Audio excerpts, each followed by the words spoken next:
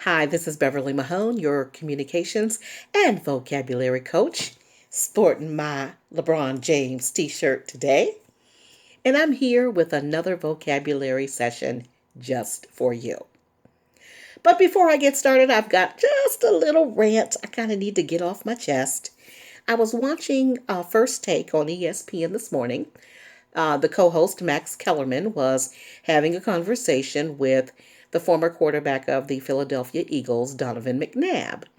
And they were talking about who else? LeBron James. And during the course of the conversation, Donovan said he liked the way LeBron was pacing himself. And I heard it and I thought, wait a minute.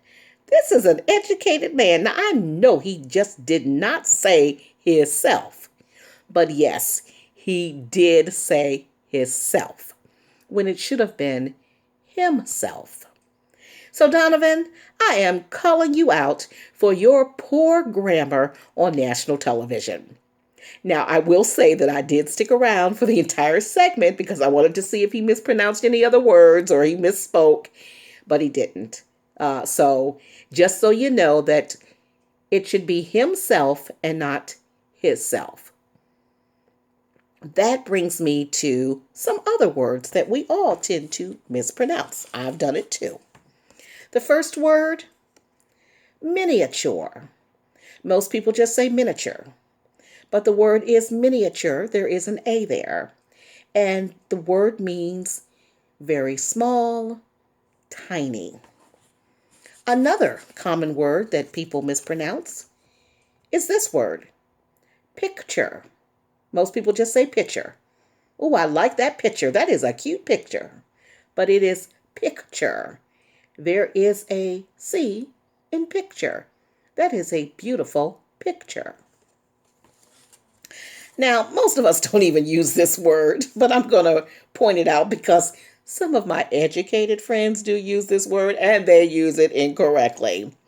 The word is hierarchy. Hierarchy. A number of people I've heard just say hierarchy, and that's incorrect. One of the words that just makes my skin crawl that I hear people say is the word axe. It should be ask.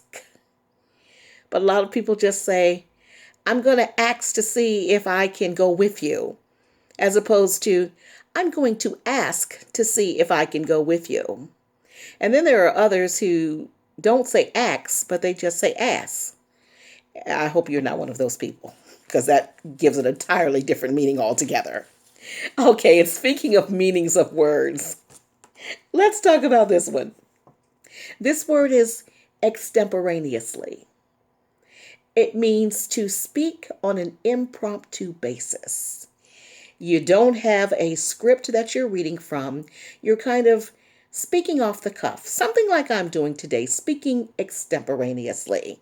I mean, I do have preparation here as far as cards go, but the thoughts that I am articulating are coming directly through my head without any prompts or any particular notes, extemporaneously. Eradicate. I would like to see racism eradicated in my lifetime. To eradicate means to destroy. Reiterate. I can't express to you the importance enough of how relevant your vocabulary skills are. They are extremely important. You must grow your vocabulary. I am reiterating this. I am stressing this with emphasis to make my point, to reiterate. Recapitulate.